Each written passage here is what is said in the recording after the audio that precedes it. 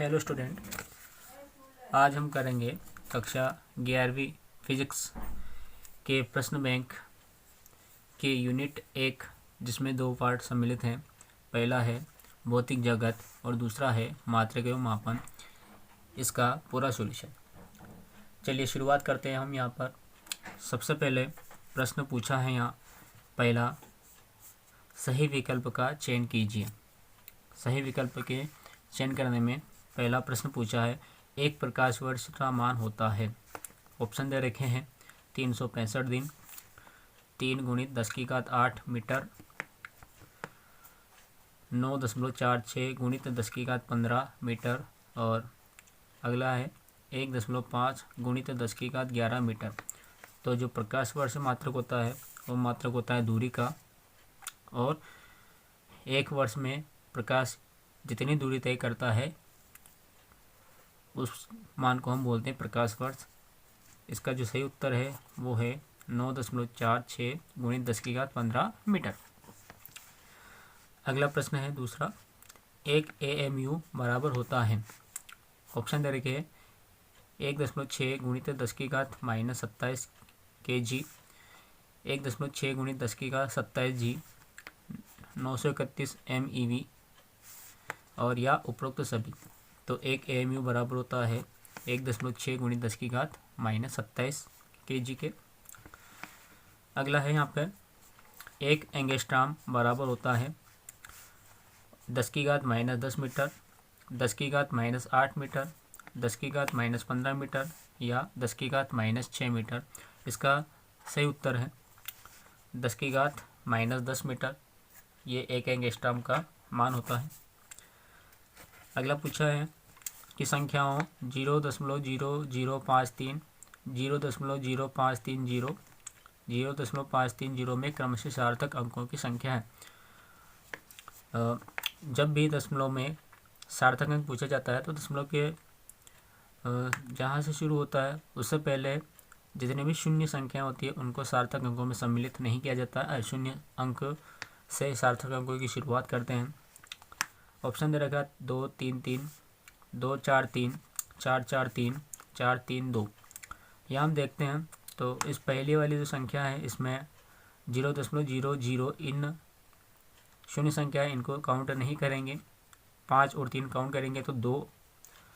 अगली संख्या में शुरू के 2 0 काउंट नहीं होंगे, तो यहाँ पर संख्या बची 5 3 0। तो इसमें 3 सार्थक अंक हैं और इस वाले में भी 3 सार्थक अंक हैं। तो ऑप्शन नंबर ए राइट है, 2 3 3। विमीय रूप से सही संबंध है।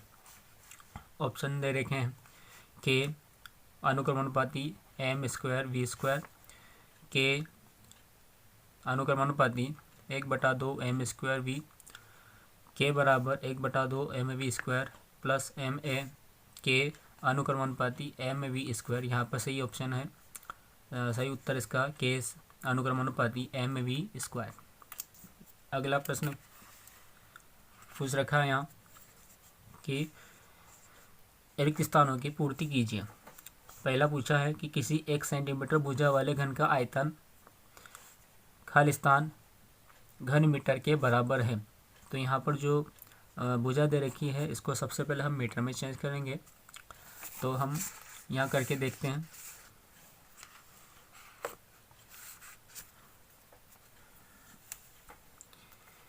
यहाँ दे रखा 1 सेंटीमीटर,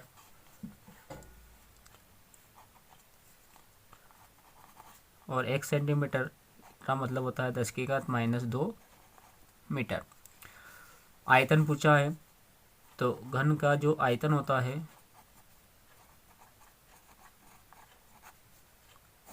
इसका सूत्र होता है भुजा की घात 3 या 1/3। भुजाएं दे रखी हैं यहाँ पर 10⁻−2 और इसकी पावर 3 लिखेंगे। तो यहाँ पर इसकी घात हो जाएगी 10⁻6 घन मीटर।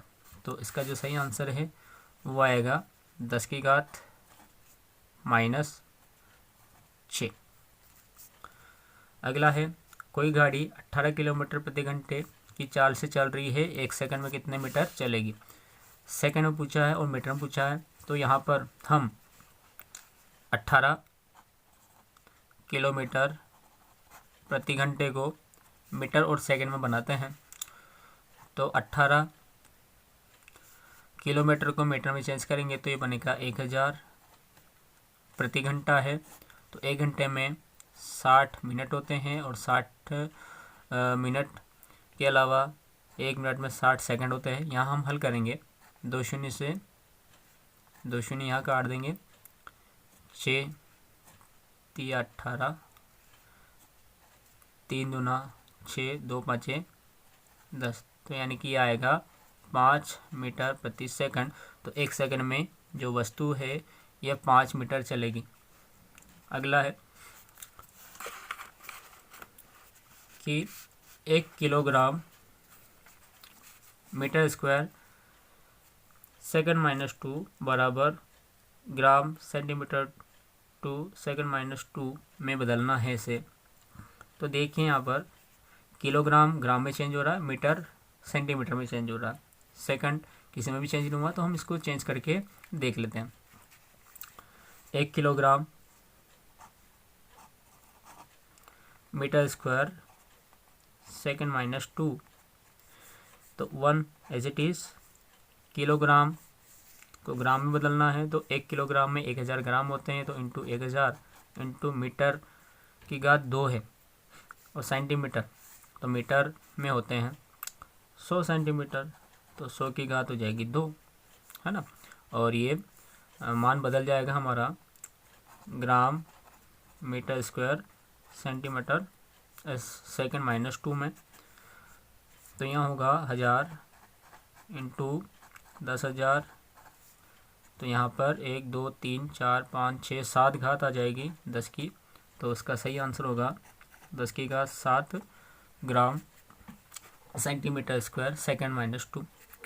ग्रह तथा तारों आदि की दूरियों को किस विधि द्वारा मापा जाता है? तो सही उत्तर है लंबन विधि की सहायता से। वह दूरी जिस पर पृथ्वी की कक्षा की औसत त्रिज्या एक आर्क सेकंड का कोण अंतरित करती है कहलाती है, तो यह पारसेक कहलाती है, पारसेक कहलाती है। बल का विमीय सूत्र, तो बल का विमीय सूत्र होता है MLT-2। एक NM यानी कि नैनोमीटर कितने मीटर के बराबर होता है? तो ये बराबर होता है 10 की घात -9 मीटर के। चलिए आगे बढ़ते हैं हम अगले प्रश्नों की ओर। तो यहाँ पर कुछ प्रश्न पूछ रखे हैं। पहला पूछा है यहाँ कि पारसेक किस राशि का मात्रक है? तो हमने यहाँ पर इनके उत्तर लिख रखे हैं, देख लेते हैं कि इनके क्या आंसर है। देखिए,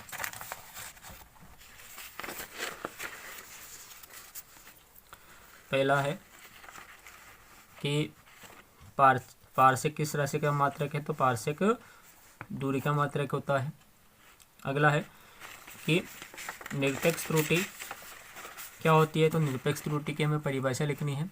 तो इसकी परिभाषा है ये है कि किसी भौतिक राशि के वास्तविक मान और प्रयोगात्मक मान, इस प्रयोगात्मक मान को हम प्रेक्षित मान भी कहते हैं, तो वास्तविक मान और प्रयोगात्मक मान के अंतर को हम परम या फिर निरपेक्ष त्रुटि कहते हैं। अगला प्रश्न यहाँ है कि आपेक्षिक त्रुटि क्या होती है? आपेक्षिक त्रुटि के बारे में बताना है।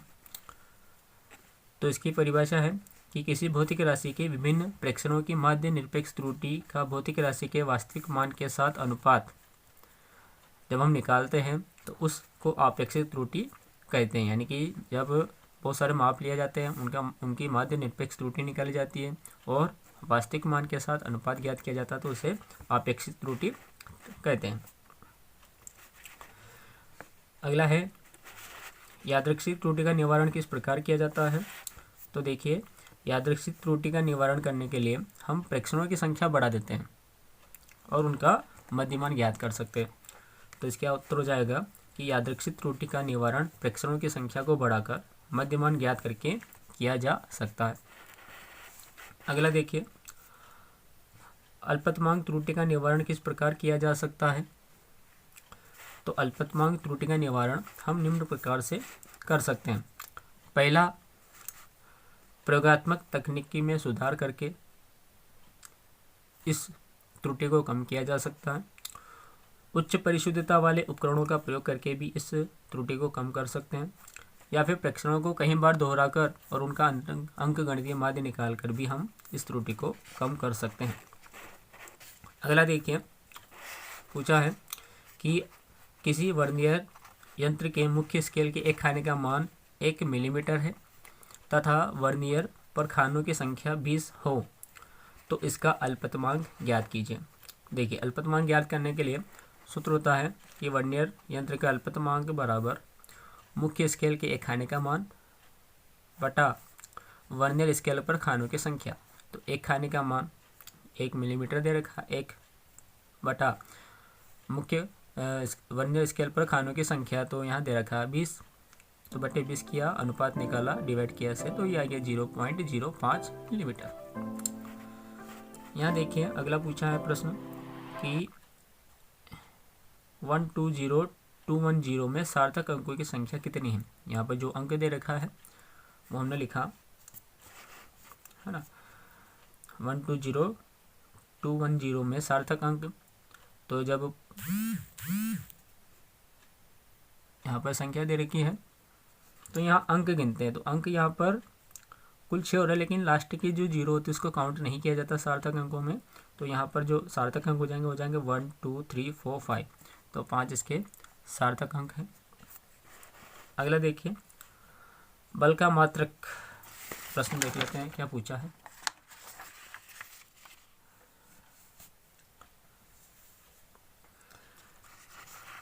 प्रश्न पूछा यहाँ पे कि बल के मात्रक न्यूटन को मूल मात्रकों के रूप में लिखे। मूल मात्रक यानी कि ऐसे पद्धति वाले होते हैं, उनके रूप में बदलना है। तो बदलने के लिए देखिए, हम इसका विमित सूत्र याद है ना, MLT-2 होता है और ऐसे पद्धति में न्यूटन बोलते हैं। तो इसका जो मूल मात्रक होगा बनेंगे वो होगा किलोग्राम इंटू मीटर प्रति सेकंड स्क्वायर। अगला प्रश्न यहाँ है कि परमाणुीय नाभिक के आमाप की कोटि लिखिए। कोटि बतानी है, आमाप यानी कि त्रिज्या। तो जो परमाणु होता है उसके नाभिक के आमाप की कोटि होती है 10⁻13 सेंटीमीटर लगभग, यह मानी जाती है। आगे और प्रश्नों की ओर बढ़ते हैं हम। लघुत्तरीय प्रश्न है ये, 2 अंक वाले। SI मात्रक पद्धति की सभी मूल राशियां एवं उनके मात्रक लिखिए। तो ऐसे पद्धति में 7 मूल मात्रक होते हैं और 2 पूरक होते हैं। मूल की पूछा है, देखते हैं।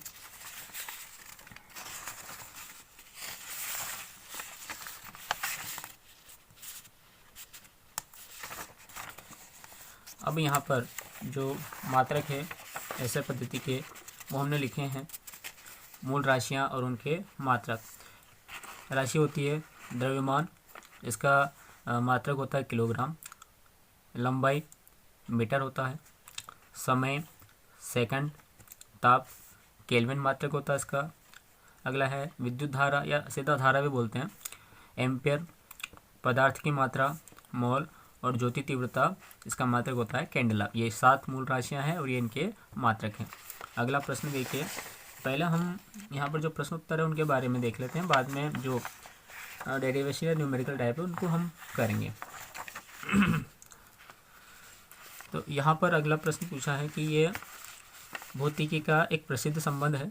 किसी कण के चल द्रव्यमान m, विराम द्रव्यमान m0 है ना, m0 भी बोला जाता है। इसकी चाल v तथा प्रकाश की चाल c के मध्य है। कोई छात्र इस संबंध को लगभग सही तो याद कर लेता है, लेकिन स्थिरांक से लगाना भूल जाता है। वह लिखता है m = m0 √ के अंदर 1 - v²। तो यहाँ पर c कहाँ लगेगा, वो c लगाना भूल जाते हैं। तो इसका जो सही संबंध होगा वो इस प्रकार से है, वो है m = m0 √ के अंदर 1 - v² बटा c²। ये इसका सही संबंध है। c² यहाँ v के बटे में लिखना भूल जाता है छात्र। अगला देखिए, इसको बाद में करेंगे लास्ट में। विमी विश्लेषण की सीमाएं बताइए। सीमाएं बतानी है विमी विश्लेषण की कि सीमाएं क्या क्या होती हैं। देखिए,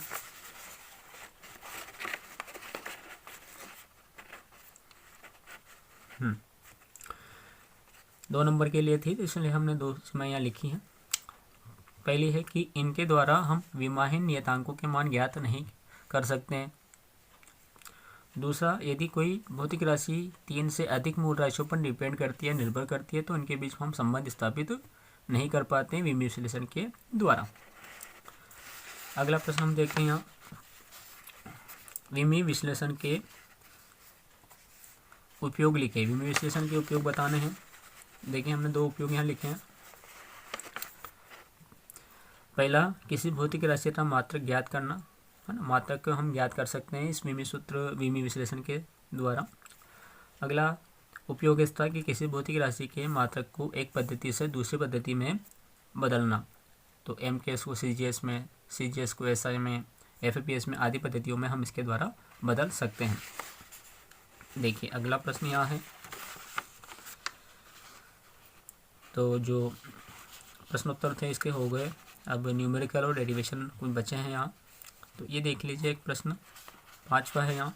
धातु की किसी आयताकार शीट की लंबाई, चौड़ाई और मोटाई क्रमशः 4.234 मीटर, 1.005 मीटर व 2.01 मीटर सेंटीमीटर है।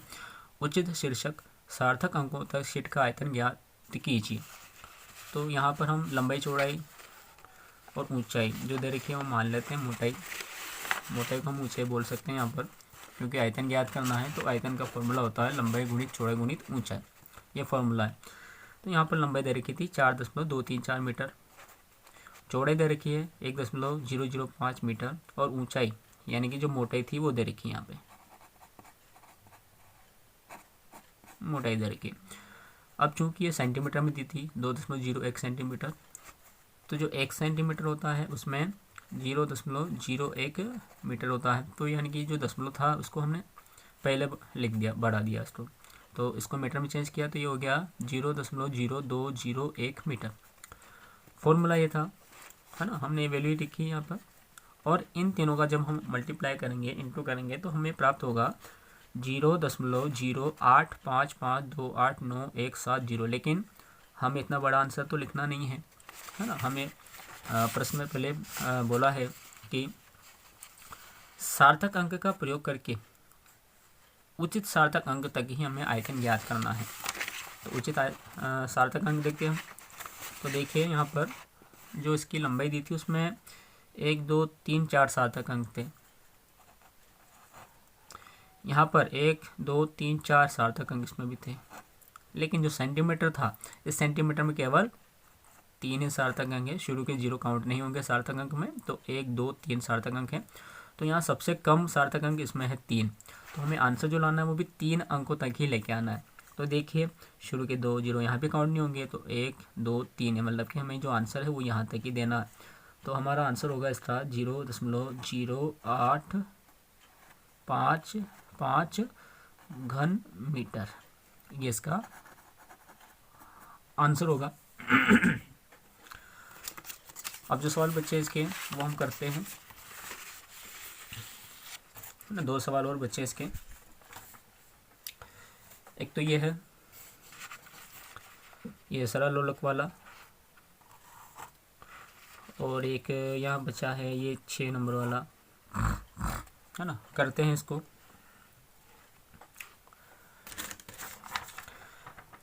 मान लीजिए एक सरल लोलक का आवर्तकाल, इसकी प्रभावकाल लंबाई L, गोलक के द्रव्यमान M और गुरुत्वीय त्वरण G पर निर्भर करता है। विमी विधेय का उपयोग करके दोलनदालता सूत्र व्युत्पन्न कीजिए। तो सबसे पहले हम इनके सबकी विमी सूत्र लिख लेते हैं। सबसे पहले प्रभावकाल लंबाई L का विमी सूत्र लिखेंगे। L का विमी सूत्र, प्रभावकाल लंबाई L का विमी सूत्र।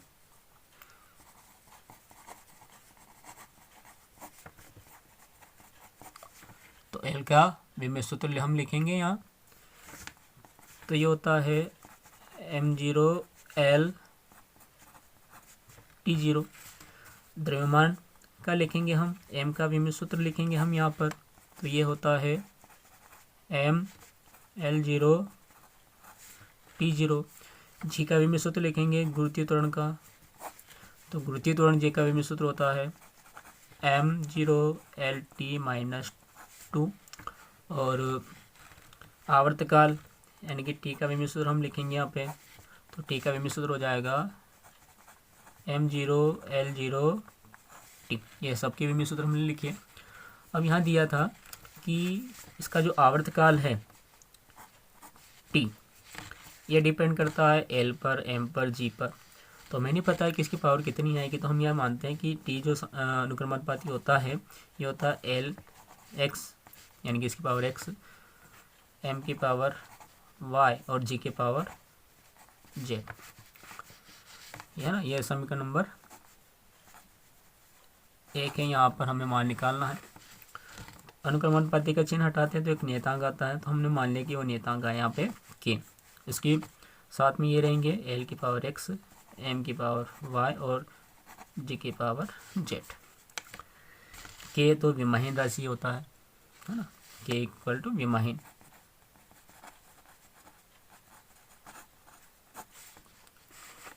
इन सब के हम विमित सूत्र लिख लेते हैं। टी का विमित सूत्र होता है m0L0T।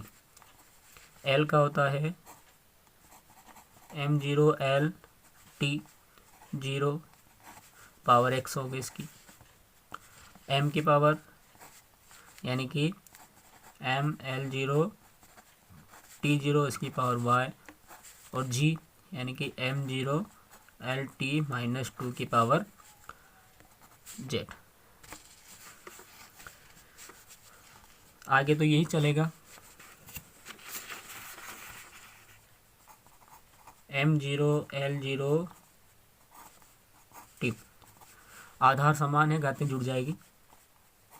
m0 इंटू क्या एक्स, जीरो हो गया, m वाई और यहाँ पर m0 जेड मतलब जीरो, तो यहाँ जो पावर बची वो 0x 0, m वाई यानी कि प्लस वाई, m और इधर m0 जेड मतलब प्लस 0। l की पावर काउंट कर लेते हैं। l की पावर x तो यहाँ होगी तो x, l की पावर 0 यहाँ हो जाएगी 0, और l की पावर z यहाँ हो जाएगी तो प्लस z। और t की पावर काउंट कर लेते हैं। t की पावर 0 है, मल्टीप्लाई करेंगे 0 हो जाएगा। t की पावर 0 यहाँ y है तो प्लस 0, और t की पावर -2z यहाँ हो गए। अब हम यहाँ पे इन सबके घातांकों की तुलना कर लेते हैं। तो घातांकों की तुलना करेंगे अपन यहाँ।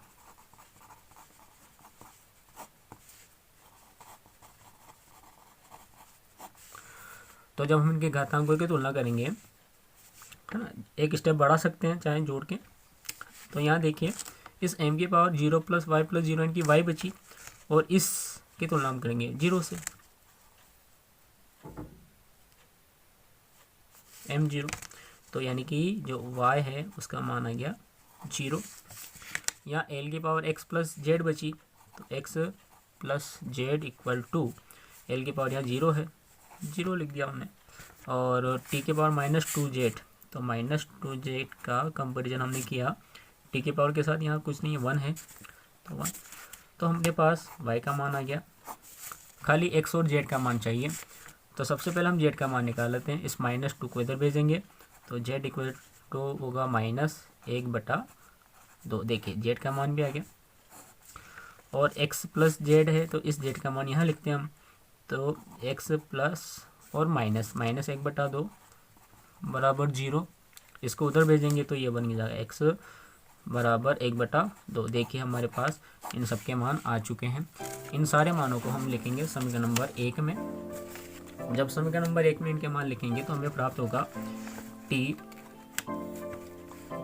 समानुपाती l की पावर x, यानी कि l की पावर x की मान है 1/2 m y, तो m की पावर y मतलब m0 है, और g की पावर z यानी कि g -1/2 है, टी समानुपाती या अनुक्रमानुपाती एल 1/2 है। जैसे कैसे लिखा हमने, एल 1/2। एम जीरो की घात यहाँ जीरो दे रखी है तो इसका मान 1 होता है, तो इंटू 1। माइनस की घात ओपन बटे में लिख सकते हैं, तो जी की पावर 1/2। और 1/2 जो भी संख्या होती है उसको अंडर रूट में लिखा जा सकता है, तो ये अंडर रूट एल बटा अंडर रूट जी, दोनों अंडर रूट के अंदर है। तो इसका जो संबंध हो गया वो हमें मिल गया इस प्रकार से, टी अनुक्रमानुपाती अंडर रूट में एल अपॉन जी। इस तरह से इसका सही संबंध है। अब जो इसमें लास्ट सवाल बचा हुआ था वो भी कर लेते हैं।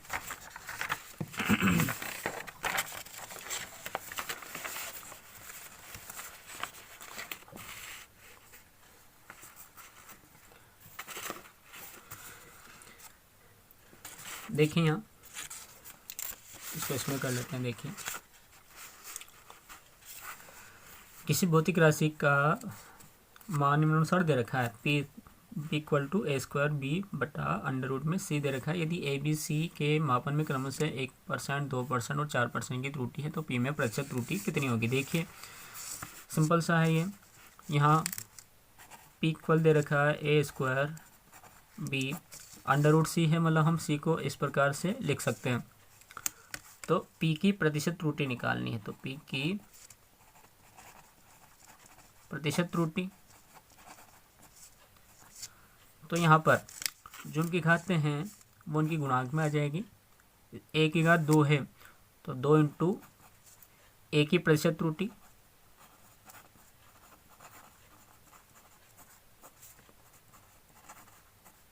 प्लस बी की पावर कुछ नहीं मतलब 1 है, तो 1 इंटू बी की प्रतिशत त्रुटि प्लस सी की घात यहाँ 1/2 है, तो यहाँ हम लिखेंगे 1/2 इंटू सी की प्रतिशत त्रुटि, है ना। तो ये प्रतिशत त्रुटि हम लिखेंगे तो आंसर प्रतिशत में बनेगा। तो यहाँ 2 इंटू ए की प्रतिशत त्रुटि यहाँ दे रखा 1, तो इंटू 1 लिखा, plus 1 into B, 1 into B की प्रतिशत त्रुटि 2 दे रखी है तो इंटू 2 कर दिया, प्लस 1/2 इंटू सी की प्रतिशत त्रुटि 4 दे रखा है तो हमने 4 लिख लिया, परसेंटेज में आएगा। तो 2 से तो डिवाइड हो गया 2 टाइम्स, है ना, 2 बार डिवाइड हो गया। तो यहाँ इंटू किया 2 प्लस यहाँ भी 2 प्लस यहाँ भी 2, परसेंटेज हो गया। और इनको हमने ऐड कर दिया तो 2 2 4 और 2 6, तो 6% इसमें प्रतिशत त्रुटि आई है। और इस तरह से हमने यूनिट 8 जो थी उसको कंप्लीट कर लिया है।